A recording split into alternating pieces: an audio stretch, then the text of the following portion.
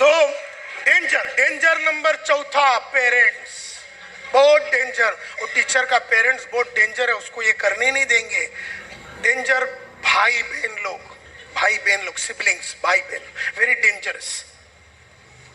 Colleagues जो उसके साथ पढ़ाते हैं, जो ऑफिस का प्यून, ये वो, और सुपरवाइजर ऑफिस का, ये सब, और बचपन के यार लोग, इनके पास तो नए लोगों को भेजना ही नहीं। 6 महीना इनको पक्का करने के बाद जब ये लोग शेर और शेरनी हो गए कम्युनिकेशन में, सेल्स में, लीडरशिप में, इन लोगों के ऊपर छोड़ दो, टीचर उनकी बजा डालेगी।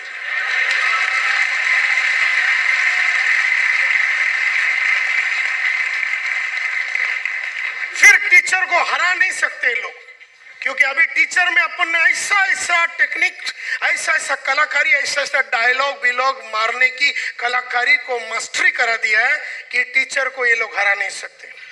एंड देयरफॉर पहला 6 महीने में इनसे बचाओ, और अनजान लोगों के पास जाके काम करने की कलाकारी तुम्हें सिखाना पड़ेगा। मुश्किल है, लेकिन वो तुम्हारे साथ 20 साल रहेगी। फिर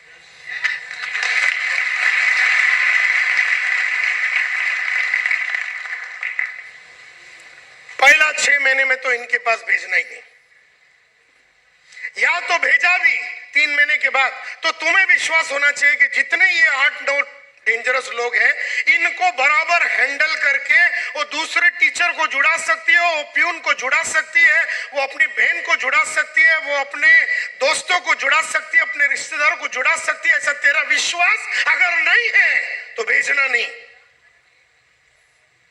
और उसका टेस्टिंग करना है तुझे।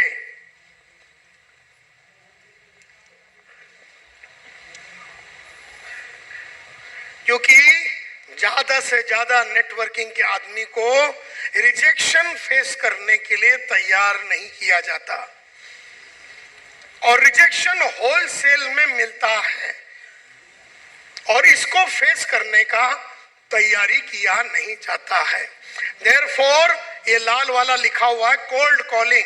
देयरफॉर कोल्ड कॉलिंग, अनजान आदमी लोगों को मिलने की और टीचर को अनजान आदमियों से बात करने की कलाकारी तुम्हें पहले 15 दिन के अंदर सेटिंग करना पड़ेगा।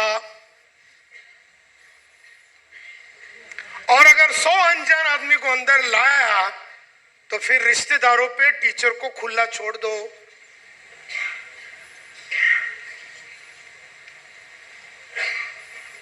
नहीं तो ये रिश्तेदार लोग उसे पहले 6 महीने में मार डालेंगे। उसकी बहन बोले तुला काय वाट लागले, तुला काय वेड लागले, अक्कल है तुझे, हे काय नेटवर्किंग। उसके भाई लोग उसको डिस्करेज करेंगे, पाटिल तो पहले उसकी लेगा, उसको ये लोग सब डिस्करेज कर देंगे। काय गरज नहीं है, जितना है उतने में रहने का। जो उधर चादर आया, क्या बोलते हैं, उतना ही पैर पसरने का। क्या है ना, मराठी में कहावत है ना, हाँ हाँ हाँ, तेज। अब अगर टीचर ने स्टेज नंबर 1 को क्या बोलते हैं, सर्वाइवल, कैसा भी करके अगर ये 6 महीना उसने पार कर दिया ना, तो तुम्हारे को थोड़ा सा रिलीफ मिलने की संभावना है, क्योंकि अभी वो स्टेज नंबर 2 पे पहुंच गया है, और स्टेज नंबर 2 में अब टीचर स्टेबल होने चालू होएगा, सेटल होने चालू हो जाएगी। स्टेबिलिटी बोलते हैं इसको।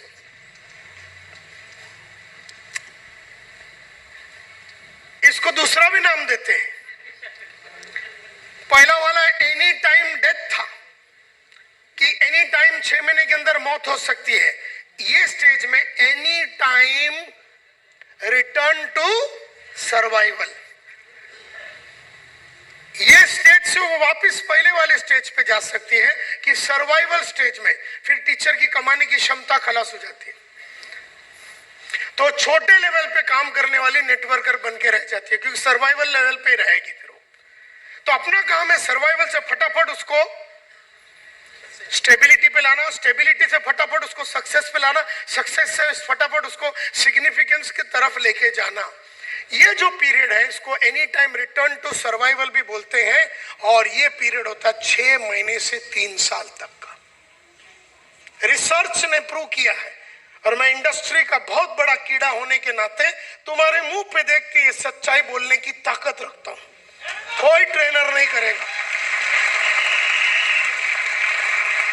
6 महीने से 3 साल का पीरियड को बोलते हैं स्टेबिलिटी। इतना टाइम लगता ही लगता है स्टेबल होने के लिए। इसमें क्या हो जाता है, थोड़ा बहुत already understood the business and earn some. यहाँ पर वो बिजनेस को अंडरस्टैंड कर चुका है वो आदमी या लेडी, और थोड़ा बहुत कमाई भी उसका चालू हो गया है। ये बहुत ही इंपॉर्टेंट है। स्टेबिलिटी में एक प्रॉब्लम हो जाता है, यहां पर थोड़ा बहुत उसने टीचर ने कमाने चालू कर दिया या आदमी ने कमाने चालू कर दिया। ज्यादातर हमने देखा है कि वो थर्ड स्टेज पे क्यों नहीं पहुंचता है, क्योंकि ये स्टेज में थोड़ा सा कमाई जो कि टीचर के कमाई से ज्यादा था, जैसी हो जाता है वो ओवर कॉन्फिडेंट हो जाता है। वो ओवर कॉन्फिडेंट हो जाता है, और तुम्हें ये देखना है कि वो ओवर कॉन्फिडेंट नहीं होना चाहिए। Most people become overconfident about the business. आता माला सगल काय कळलेला है, मेरे को सब कुछ मालूम है, आई नो लीडरशिप क्या है, मैनेजमेंट क्या है, लोगों को क्या करना है मुझे मालूम है। ये गलत फहमी हो जाता है, और तुम्हारे इंडस्ट्री में लोगों को बहुत फुदकाया जाता है अननेसेसरी। जो काबिल नहीं है उसको भी फुदकाते हैं तुम लोग, और इसके वजह से इंडस्ट्री में सही क्या है और गलत क्या है ये अंडरस्टैंडिंग बहुत कम लोगों को है। और यहाँ पर बहुत सारे गलत आदतें डेवलप कर लेता है। फोन नहीं उठाएगा, मीटिंग में नहीं आएगा, मीटिंग लेगा नहीं, और जो ग्रुप मीटिंग होता है हफ्ते में या बड़ा सेमिनार होता है उसमें आएगा नहीं, रेगुलरली फील्ड में नहीं। अभी थोड़ा बहुत पैसा आ गया तो ये आदमी का नियत खराब हो जाता है, एंड काफी बैड हैबिट्स डेवलप कर लेते हैं ये लोग, और फिर वो ये बिजनेस का शिकार हो जाते हैं, विक्टिम बन जाते हैं। क्योंकि अगर आप में गलत आदतें आ गई, अकड़ आ गया, अहंकार आ गया कि मला सगल काय माहित है और मेरे को सब कुछ मालूम है, थोड़ा बहुत 2-3 लेवल आदमी का चढ़ जाता है इसमें, कभी वो सिल्वर से गोल्ड और गोल्ड से थोड़ा सा रूबी बीबी एमराल्ड हो जाता है, तो सांप बन गया। ऐसा जो एक विचार मन में आता है वहां पर टीचर की बर्बादी चालू हो जाती है।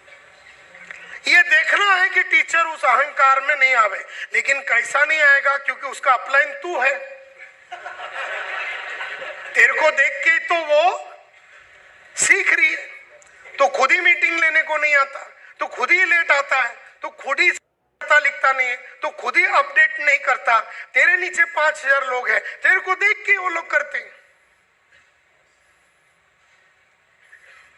क्योंकि ये लाइन में जो बोला जाता वो नहीं सुनते लोग, जो किया जाता है वो देखते हैं लोग। अब क्या, थोड़ा मनी अर्निंग इजी हो जाता है टीचर को,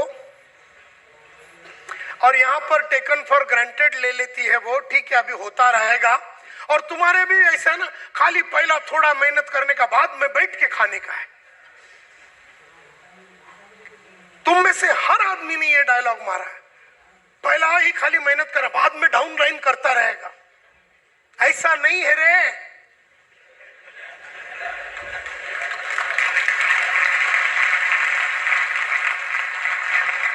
तुम्हारा आधा बर्बादी का रीजन ही ये डायलॉग है, बस खाली स्टार्टिंग में काम कर रहे हैं, बाकी नीचे वाले करते रहेंगे, अपन को बैठ के खाने का। तेरा बैठ के खाएगा तू? क्यों तू बैठ के खाएगा? कौन है तू बैठ के खाएगा? आज के बाद डायलॉग मारना नहीं।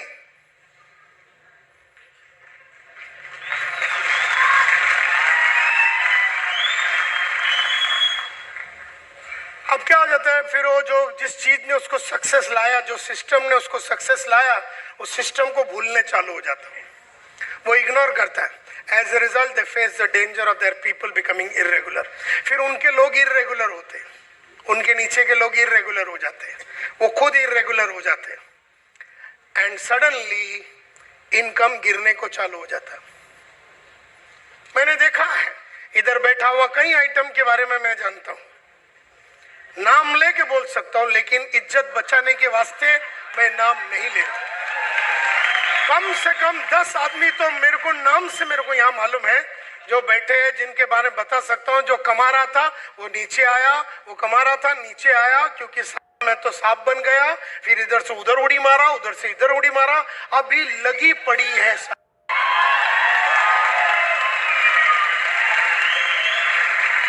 खैर, लेकिन ये एजुकेशन तो आज मिला बोल के मैं उन लोगों को माफ कर देता हूं, लेकिन आज के बाद भी अगर वो सुधरे नहीं तो मेरी भगवान से प्रार्थना है इसका होलसेल में मारना।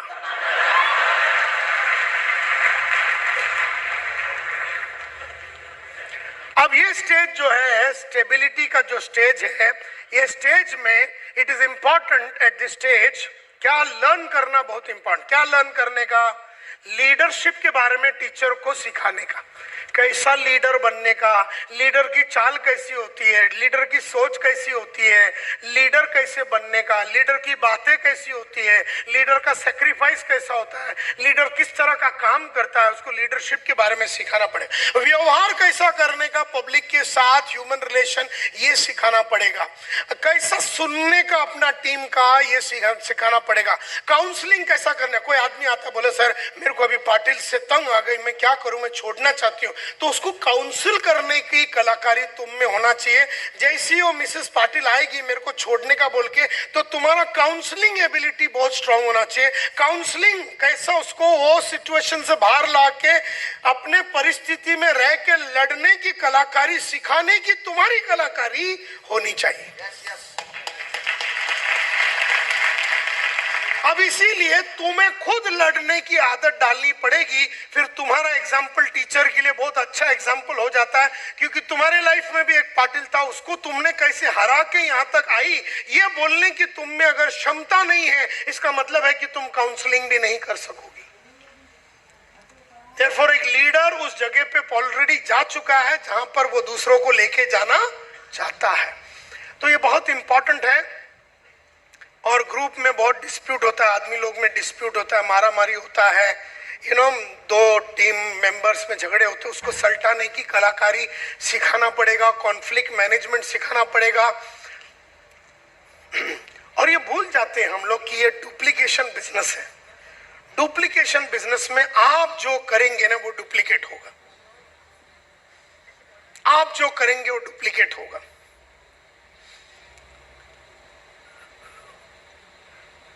क्योंकि आपका हर एक्शन को डुप्लीकेट किया जाएगा। आप अकड़ने चालू हो जाएंगे तो आपका डाउनलाइन अकड़ने, आपने मतलब टाइम पे आना बंद कर दिया तो डाउनलाइन भी बंद।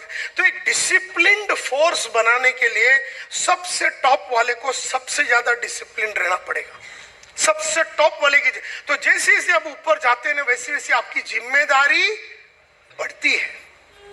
नेटवर्किंग में ये देखा हमने, जैसे जैसे आदमी ऊपर जाता है जिम्मेदारियों से भाग जाता हूं,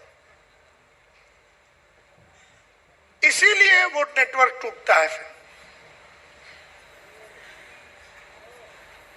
और जो ये लेसन्स को अवॉइड करेगा, जो ये बातें जो मैंने बोला इसको अवॉइड करेगा, they will fall into the trap of losing crucial downlines. मतलब आपके नीचे के जितने बढ़िया डाउनलाइन है वो सब आपको छोड़ के जाएंगे।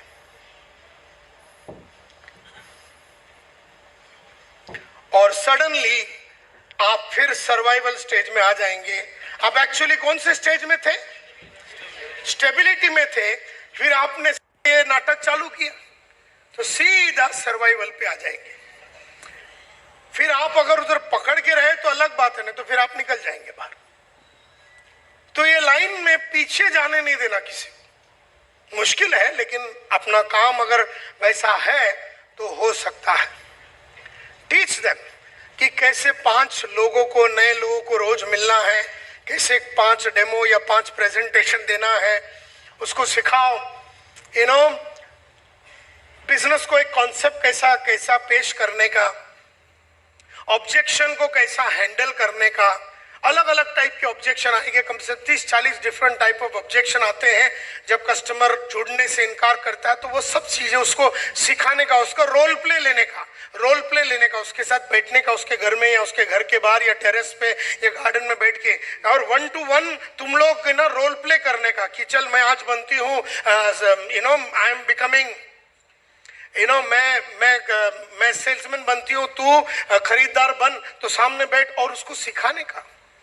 हमारे कंपनी में रोज रोल प्ले चलता है, हम लोग रोल प्ले नहीं करते।